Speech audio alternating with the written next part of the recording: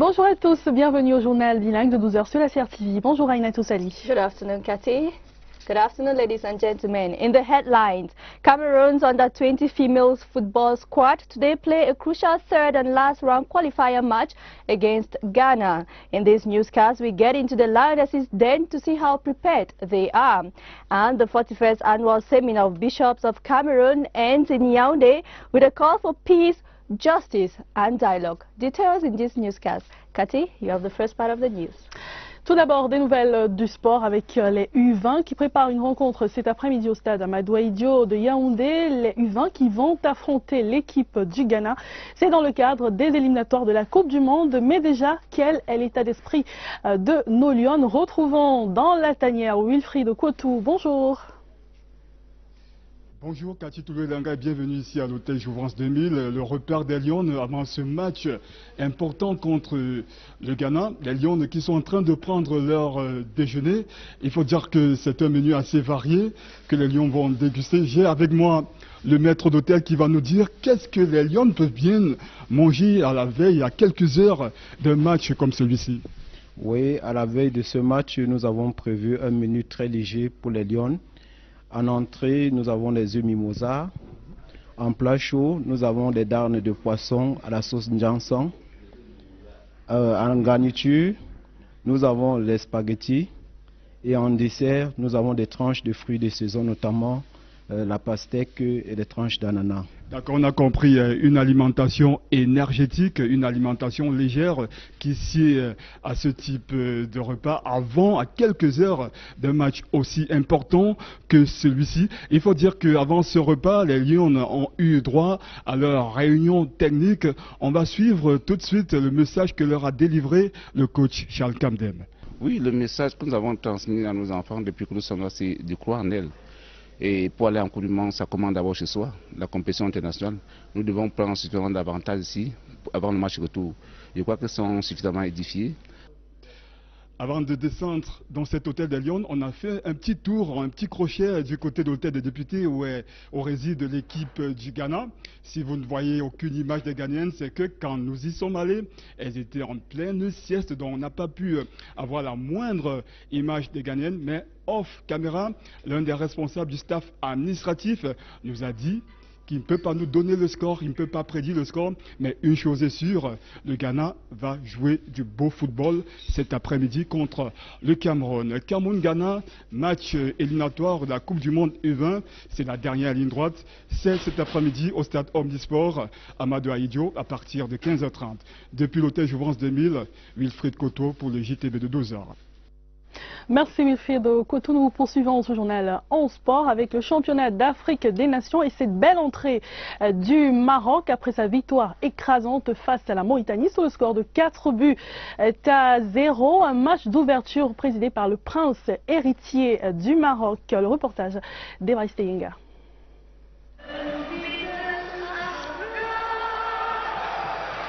Le Maroc brille de mille feux ce samedi inaugural du championnat d'Afrique des Nations, le CHAN. Le royaume chérifien donne à voir dès la cérémonie d'ouverture. Des jeux de lumière et des chorégraphies s'enchaînent pendant une vingtaine de minutes.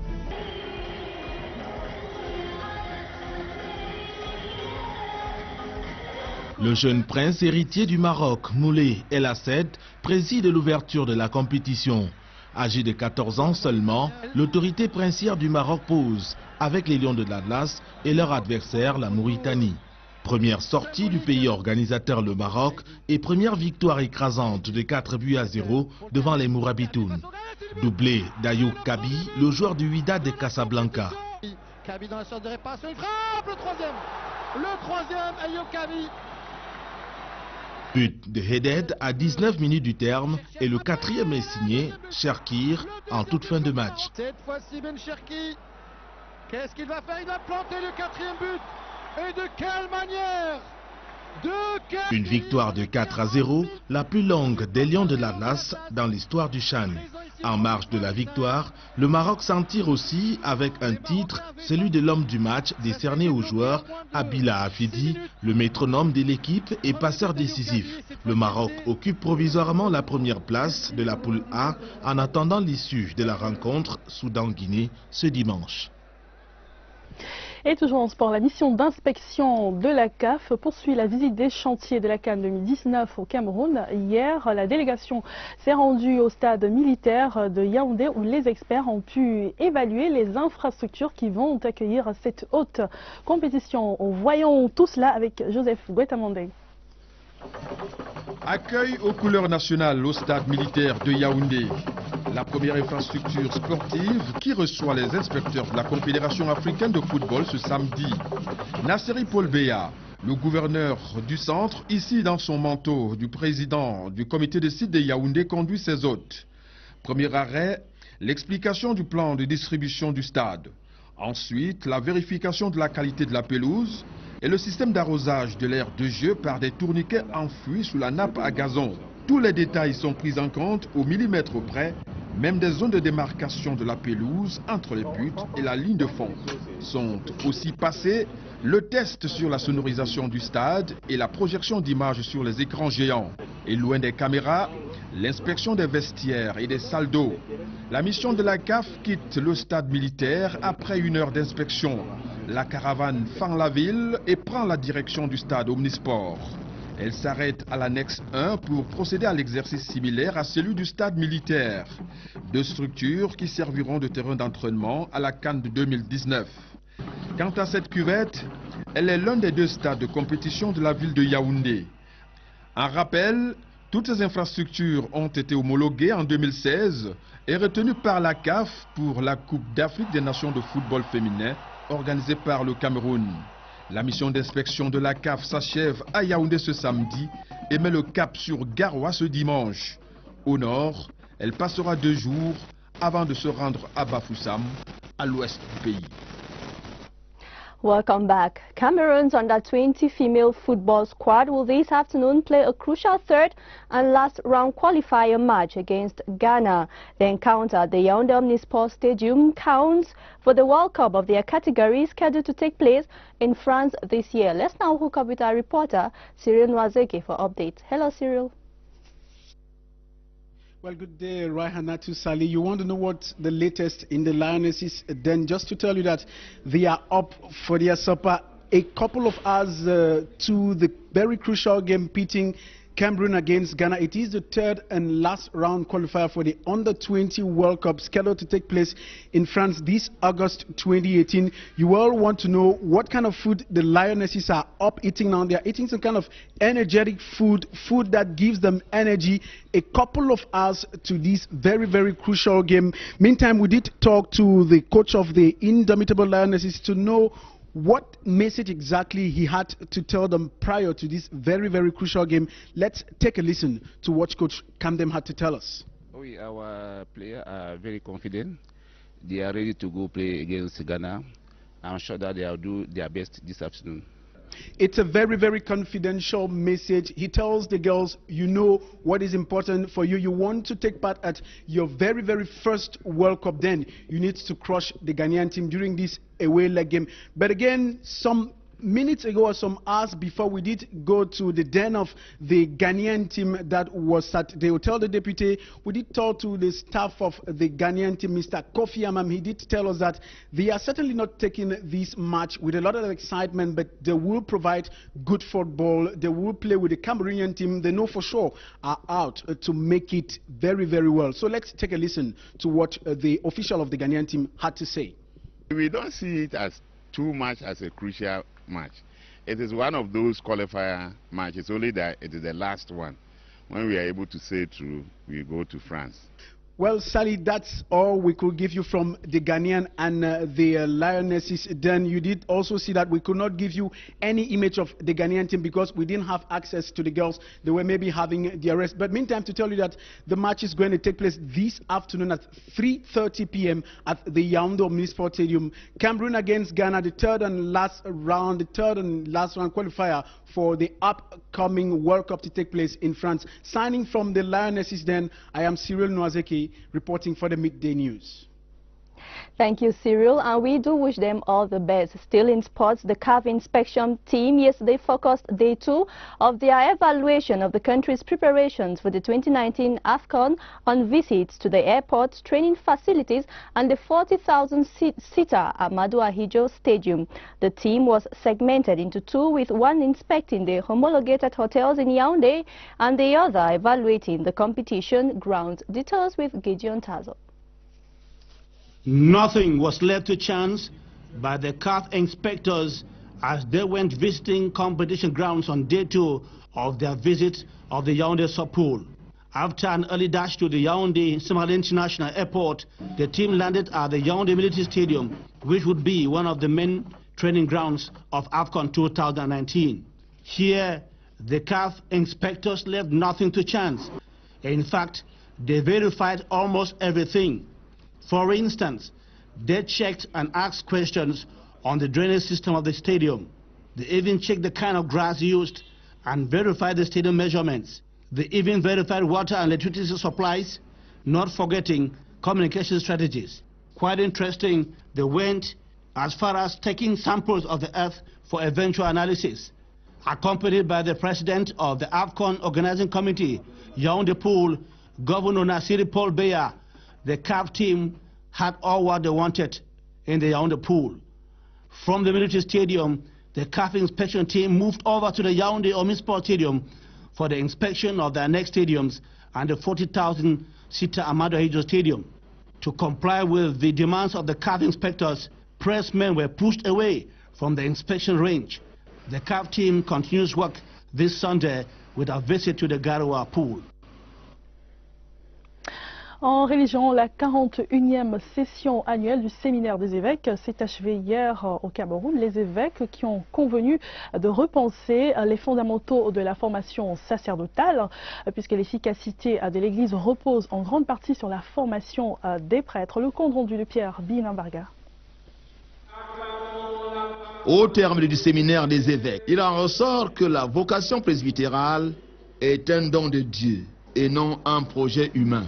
C'était l'occasion pour nous de chercher et de mettre en œuvre tous les moyens nécessaires de former les prêtres dont le Christ a besoin et dont notre société a besoin. Le séminaire doit en effet préparer le candidat à la vie sacerdotale et au service pastoral. C'est la substance du communiqué final lu par le secrétaire général de la conférence épiscopale nationale du Cameroun, Monseigneur Benoît Kala.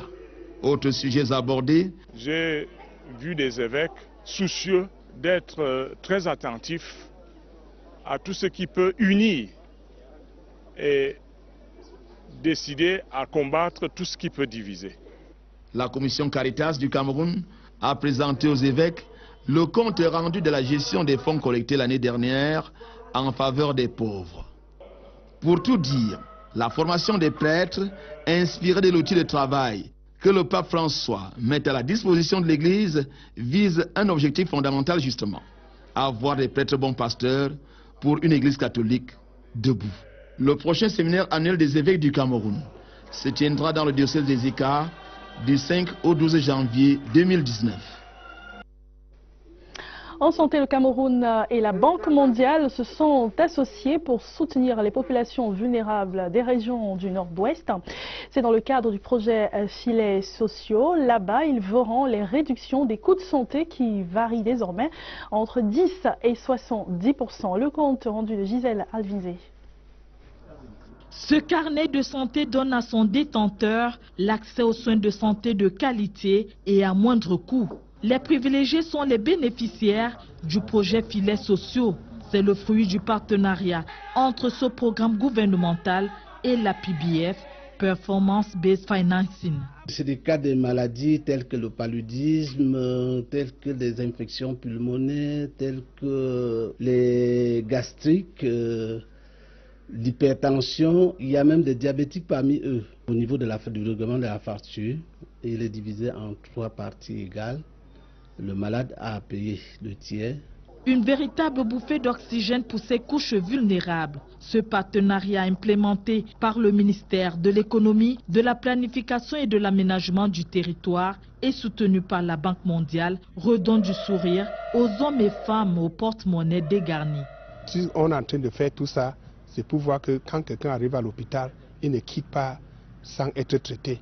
Ou bien il arrive à l'hôpital, on le soigne, il ne faut pas qu'il devienne plus malheureux. Son petit chèvre qui est derrière la maison, il ne faut pas qu'il vende ça pour se traiter. Il tarde aux partenaires de voir ce projet salutaire s'étendre à d'autres centres de santé de la région du Nord-Ouest.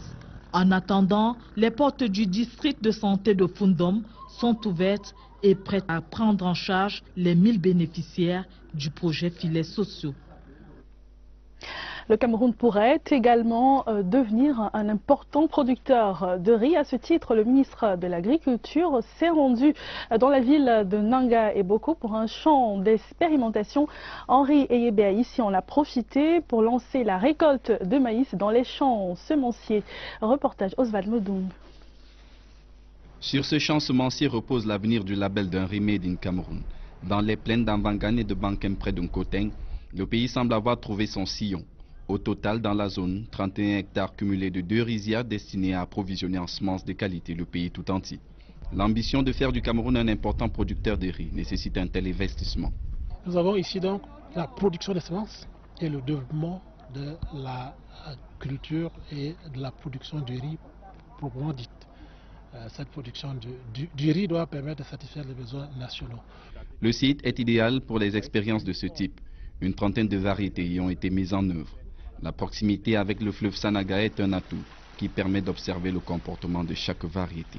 Ce site peut produire 310 tonnes de semences par an. Nous ne laissons pas le volet recherche en berne.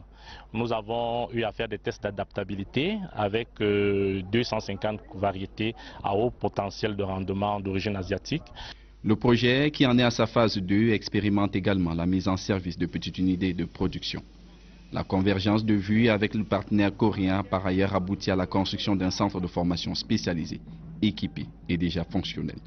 90 jeunes Camerounais y ont déjà appris les secrets de la riziculture. Dans la vision d'une agriculture de seconde génération, la Haute-Sanaga est résolue à être un grand bassin de production. Grâce à la coopération avec la Chine, à Nanga et Boko, on récolte déjà les prémices d'un secteur maïs en pleine renaissance.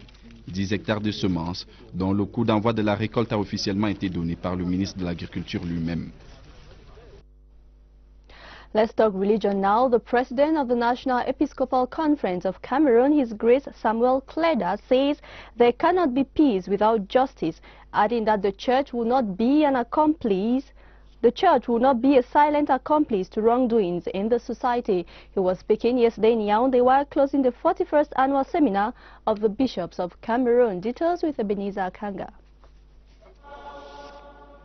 The 41st annual seminar of the Bishops of Cameroon ended with a solemn closing mass at the Minor Basilica of Mary Queen of the Apostles in Volie, Yaoundé. The solemn closing mass was officiated by His Grace Samuel Kleda, who is president of the National Episcopal Conference of Cameroon, assisted by His Grace Jean Barga, Archbishop of Yaoundé. During the one-week seminar, deliberations centered on the theme, the gift of the priestly vocation. And in the final communique read at the closing mass, it came out that the effectiveness of the mission of the church depends largely on the quality of training given to candidates for the priesthood. Society changes, science changes, technology changes, people's ways of life change, and the candidates for the priesthood are coming from families that live in these communities, so they must be updated so that the church is not left behind in the formation of people who are supposed to lead. The bishops also discussed the socio-political situation of the country and urged Christians to pray for the nation throughout the year 2018. The wish of the bishops is that the government, especially our father, the head of state, should be able to, put in place measures that should be able to bring our brothers and sisters back home and, ensure that we continue to live in peace. The next annual Bishops' Seminar will be held in the Diocese of Ezeka from the 5th to the 12th of January 2019. Some 400 people in the Northwest region have benefited from the Safety Net project, which provides assistance to the poor, especially in rural areas. Our reporter Luma Slim Davis was in the Northwest region and now reports on the implementation of the project in villages like Balikumbat, Fundong and Dop. His report. The Safety Net project has certainly made its mark in the Northwest region. The World Bank-sponsored project, coordinated by the Ministry of Economy, Planning and Regional Development, focuses on improving on the lifestyle of those living within the poverty bracket. This project is almost going into the second year, and it will go on for 2 years. It consists of providing to families that were earmarked as poor families every month the sum of 10,000 francs, and we had 1,000 families selected, and at the end of every year they had an additional 70,000 francs for economic purposes. The success registered by the Safety Net project in the Northwest region could be traced from various angles. My husband get disabled when my first son is still 5 years ago. Then now the project has helped me. It has removed fear in my life. It has helped me much to work my farm, to look for the seed of Nyamanjama, and when I nurse it, I tilled a lot of farm like 100 meter. Good coordination of the project in its intervention areas opened the way for results to be obtained as expected. One of the objectives of the project is for the family to have access to health. And so one of the things we have taken to ensure that is having to go into partnership with PBF, which is performance-based financing, where we have affiliated all the beneficiaries. I'm talking about the household. However, while the project is tailored to tackle issues of poverty reduction, it is not adapted to solving chronic poverty problems. The Minister of Agriculture and Rural Development, Henri Eyebe Aisi, has paid a working visit to the first pilot site for the cultivation of irrigated and non-irrigated rice in the locality of Koteng in the Central Region. The site for mechanized rice cultivation is a government initiative in collaboration with the Korea Rural Community Corporation. So far, 60 people have benefited for training as a result of the project. Details with Ioti Kalelisonge. Training Center for Farmers on the cultivation of irrigated and non-irrigated rice, 31 hectares of land for planting and a post-production harvest facility are the fruits of the experimental project of rice production in Koteng. We are here on experimental, a pilot project, so that we could work on the appropriation for the production of the high quality seeds, for the production of rice itself. They call it irrigated rice. The difference is that the other one is going with the rhythm of the seasons. As a result, an annual production capacity of 310 tons of rice made in Cameroon, therefore reducing the importation of rice and boosting the country's economy. About 20 kilometers away from Avangan, the Minister of Agriculture and Rural Development paid another working visit in Bitam, Nangai Boko, to officially launch the harvest of maize cultivated in the locality. Another experimental project, this time on a 10-hectare piece of land in collaboration with the Chinese. The government from Minade is particularly committed to ensure that we will give the possibility for those who are involved in this maize production to reach their own objectives and contribute through this to the national economy. All of these in a bid to facilitate the head of state's 3-year emergency plan to empower Cameroonians. Dans la région du Sud-Ouest, le projet de l'élevage est en cours dans le secteur agro-pastoral qui bat de l'aile dans cette partie du pays en raison d'un accès limité au financement et aux moyens de production. Reportage Brigitte Mbosé, CRTV Sud-Ouest. Le secteur agro-pastoral occupe une place de choix dans la région du Sud-Ouest. Malheureusement et malgré son importance, il bat de l'aile en raison d'un accès limité des producteurs aux services de financement adéquats. Ceci se ressent avec beaucoup d'acuité dans le secteur de l'élevage. Le projet de développement de l'élevage lancé à Boya s'inscrit donc dans une mouvance d'amélioration de l'existence et de la rentabilité des populations, surtout en zone rurale. Bon, avec le projet de Prodel, ça va nous aider à augmenter la capacité de notre ferme, la quantité et la qualité des produits. Financé par l'État du Cameroun et la Banque mondiale à hauteur de 60 milliards de francs CFA, le Prodel a 4 composantes et 6 spéculations. L'amélioration de l'accès et la fourniture des services d'élevage, l'amélioration de la productivité pastorale, l'accès au marché et la résilience des communautés pastorales, l'appui au développement des chaînes de valeur, la coordination, la gestion, la communication et le suivi. Le secrétaire général du Minepia, Djadji Manu Djidado, demande aux éleveurs du Sud-Ouest de saisir cette opportunité pour faire de la région un pôle d'excellence agro-pastoral. Le secrétaire général des services du gouverneur du Sud-Ouest, quant à lui, demande aux agriculteurs et aux éleveurs de faire confiance au pouvoir public qui ne ménage aucun effort pour lutter contre la pauvreté. Un comité de 6 points focaux a aussitôt été mis sur pied.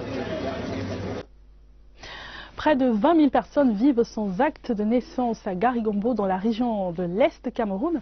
Pour mettre fin à ce phénomène qui gagne du terrain dans cette partie du pays, la municipalité a entrepris la sensibilisation de masse. Georges-Alain et Yango, CRTV Est. Partagés entre ignorance et insouciance, des milliers d'habitants de Garigombo n'intègrent pas encore l'importance de posséder un document d'état civil. Ils sont en effet parmi eux plus de 20 000 avec pas moins de 12 000 enfants vivant sans acte de naissance et par conséquent sans identité. Dans l'optique de remettre les concernés sur le droit chemin, le maire Simon Kala de l'arrondissement a initié une plateforme d'échange et de sensibilisation autour des procédures légales d'établissement des actes d'état civil. Pour se marier, il faut avoir l'acte de naissance. Pour être reconnu camerounais, il faut avoir la carte. Et maintenant, pour avoir la carte nationale d'identité, il faut avoir un acte. Avant, ils prenaient ça comme des langues, mais aujourd'hui, je pense qu'ils sont en train de comprendre. Tout en rappelant la gratuité des inscriptions dans les registres d'état civil, les autorités judiciaires ont tenu à envoyer un message fort aux falsificateurs. Lorsque le maire a fini d'établir un acte d'état civil, personne ne peut toucher. C'est des actes interdits. Ça veut dire que quand vous les touchez, vous commettez l'infraction qu'on appelle faux en écriture publique authentique et c'est un crime. Dans cette localité frontalière à la République centrafricaine, la question de la nationalité s'avère tout aussi préoccupante. À ce titre, des précisions ont été faites en ce qui concerne la carte nationale d'identité sécurisée, ne pouvant être attribuée qu'aux Camerounais. Les réfugiés centrafricains, quant à eux, doivent posséder des cartes de séjour en territoire camerounais, valables pour une durée de 2 ans. Le maire Simon Kala a également rappelé à l'ordre les couples entre Camerounais et Centrafricains évoluant dans l'illégalité, faute d'acte de mariage. Senators of the Central Region have donated sporting equipment and scholarships to youth of the Upper Sanaga Division. The senators made the donation during the first lap of their tour. Our reporter Precious Tabo trailed the senators and put together the following report. It is with song and dance that the population of the Upper Sanaga welcomed senators of the Central Region on the occasion of their parliamentary visit to the area. In their generosity, the senators donated sporting equipment to schools in the 7 localities of the division and 150 scholarships to university students for excellent performances in the year 2017. The senators believe that empowering young people is empowering the nation. I want to invest to the youth. I want them to develop, to be rich, because if we can help them, we give them the scholarship, we give them material of sport, we think that they can do many things tomorrow. After receiving congratulatory messages from the people, the senators were impressed and they encouraged them to continue being patient while expecting more. We appreciated the way we were received here and also the way the questions were answered.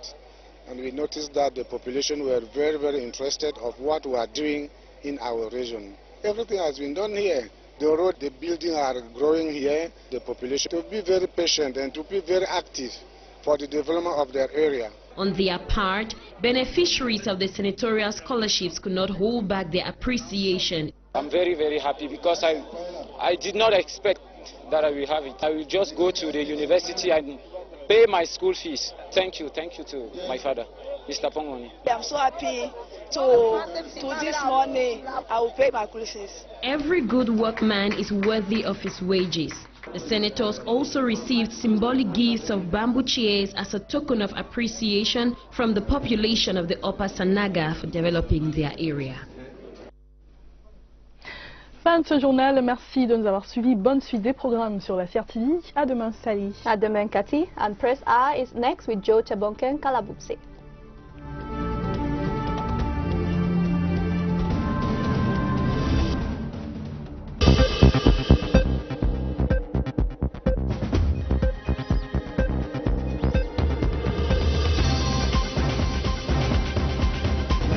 L'hypertension, il y a même des diabétiques parmi eux. Au niveau du règlement de la facture, il est divisé en 3 parties égales.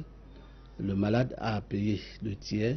Une véritable bouffée d'oxygène pour ces couches vulnérables. Ce partenariat implémenté par le ministère de l'économie, de la planification et de l'aménagement du territoire et soutenu par la Banque mondiale redonne du sourire aux hommes et femmes au porte-monnaie dégarni.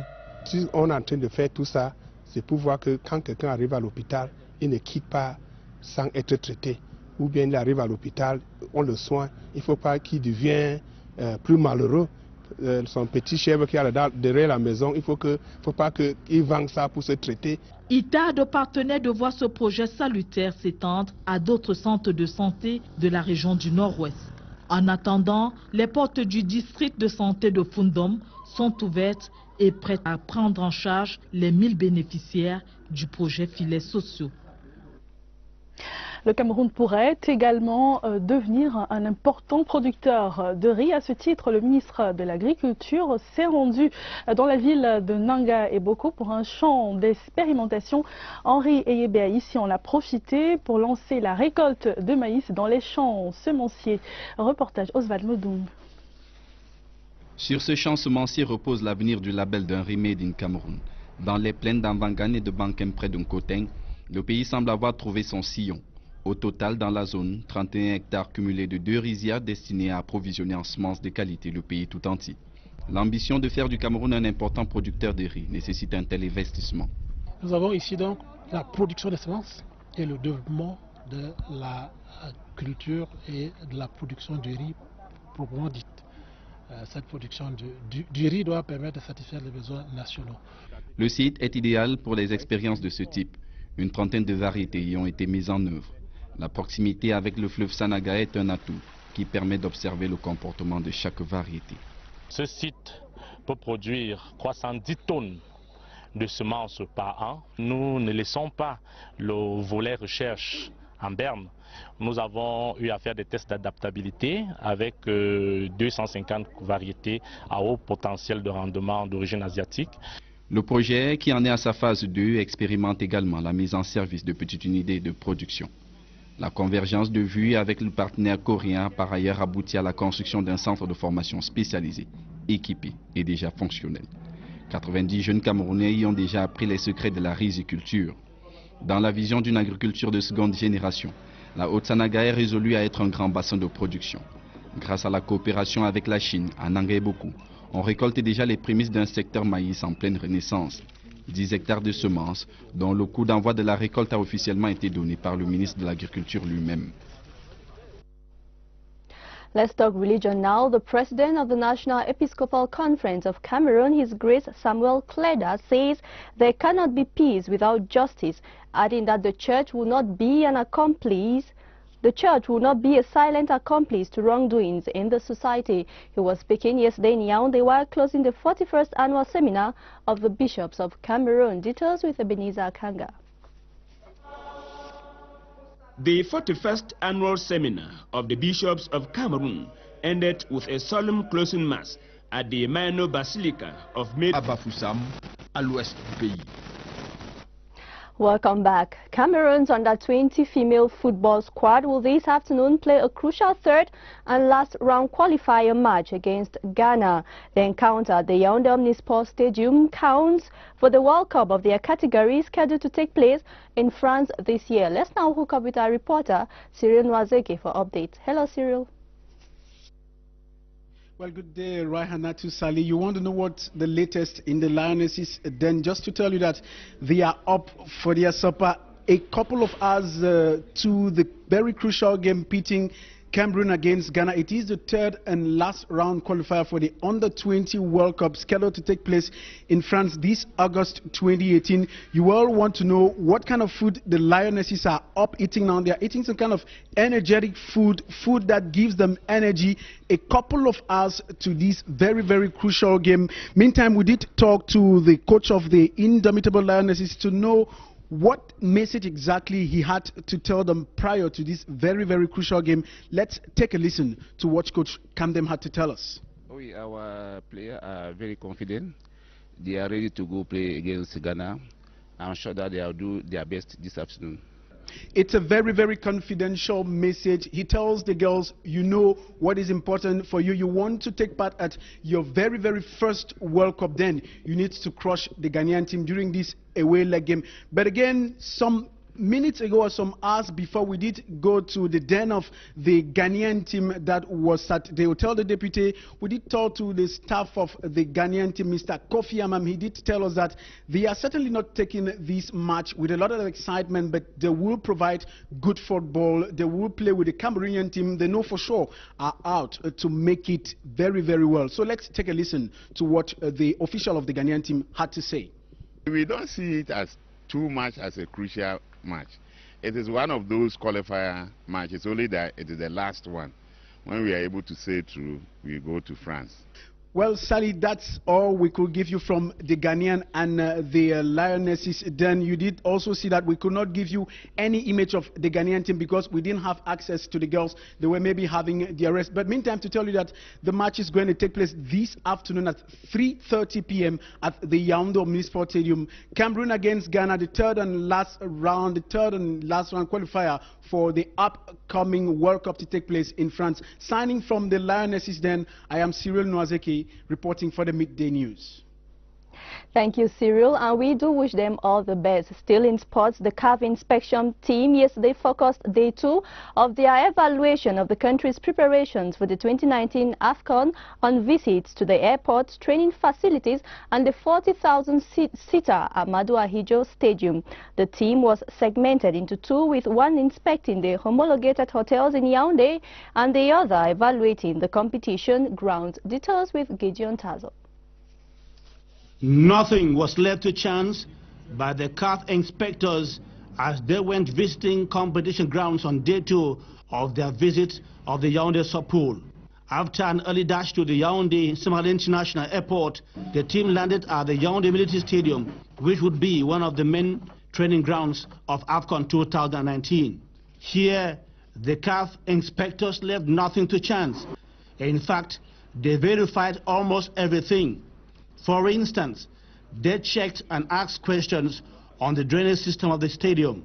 They even checked the kind of grass used and verified the stadium measurements. They even verified water and electricity supplies, not forgetting communication strategies. Quite interesting, they went as far as taking samples of the earth for eventual analysis. Accompanied by the president of the AFCON Organizing Committee, Yaoundé Pool, Governor Nasiri Paul Beya, the CAF team had all what they wanted in the Yaoundé Pool. From the military stadium, the CAF inspection team moved over to the Yaoundé Omnisport Stadium for the inspection of their next stadiums and the 40,000-seater Amadou Ahidjo Stadium.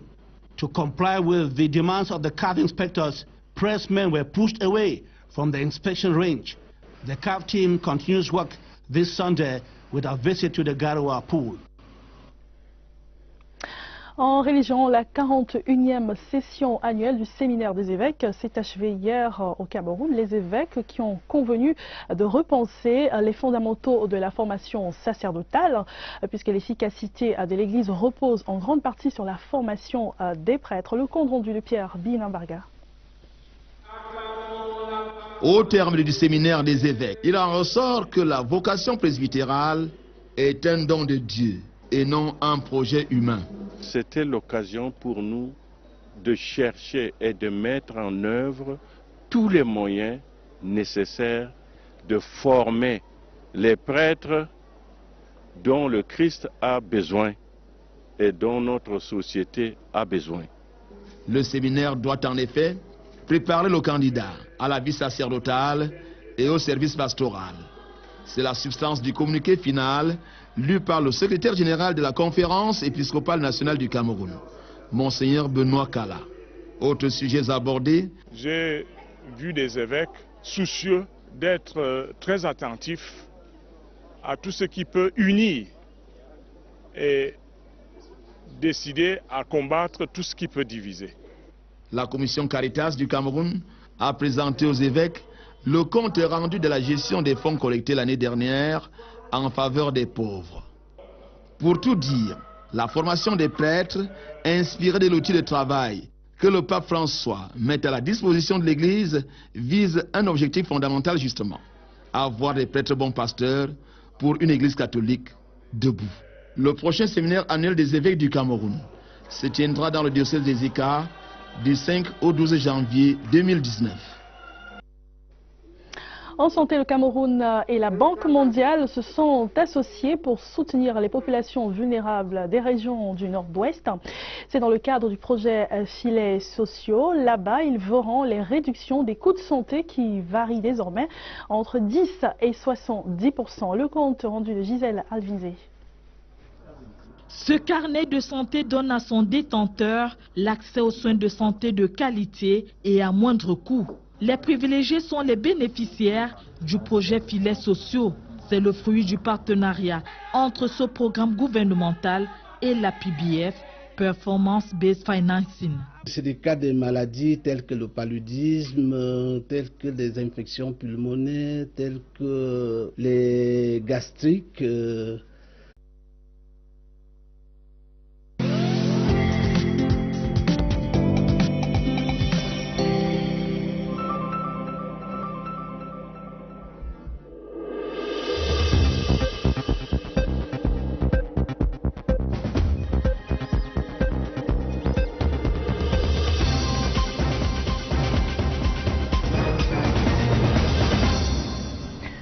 Bonjour à tous, bienvenue au journal bilingue de 12h sur la CRTV. Bonjour Aïnatou Sali. Good afternoon, Cathy.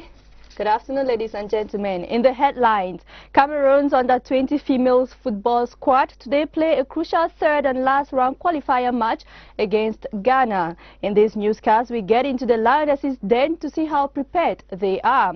And the 41st annual seminar of bishops of Cameroon ends in Yaoundé with a call for peace, justice and dialogue. Details in this newscast. Cathy, you have the first part of the news. Tout d'abord, des nouvelles du sport avec les U20 qui préparent une rencontre cet après-midi au stade Amadou Diop de Yaoundé. Les U20 qui vont affronter l'équipe du Ghana.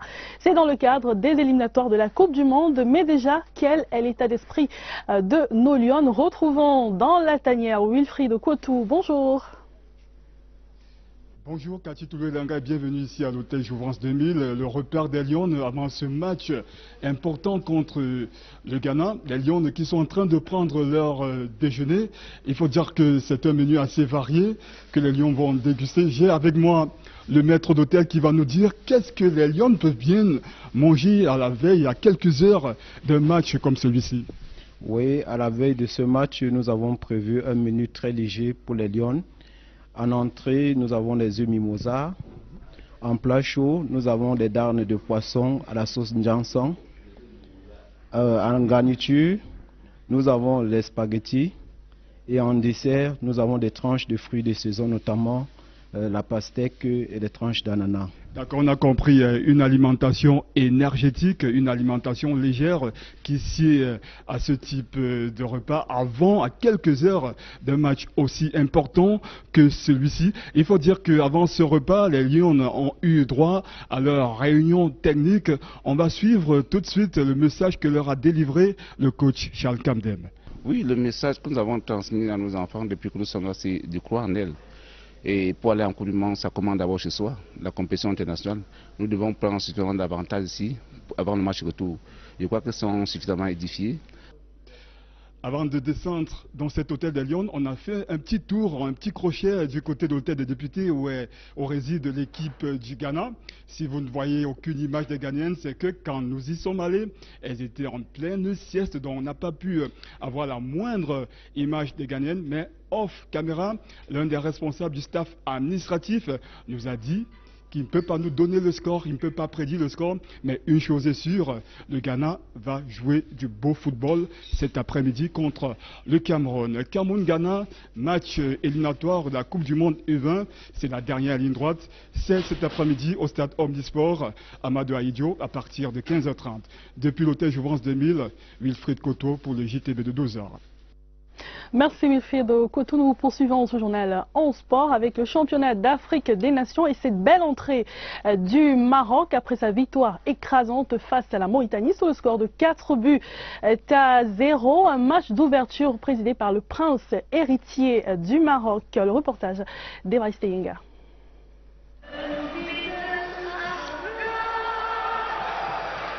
Le Maroc brille de mille feux ce samedi inaugural du championnat d'Afrique des Nations, le CHAN. Le royaume chérifien donne à voir dès la cérémonie d'ouverture. Des jeux de lumière et des chorégraphies s'enchaînent pendant une vingtaine de minutes.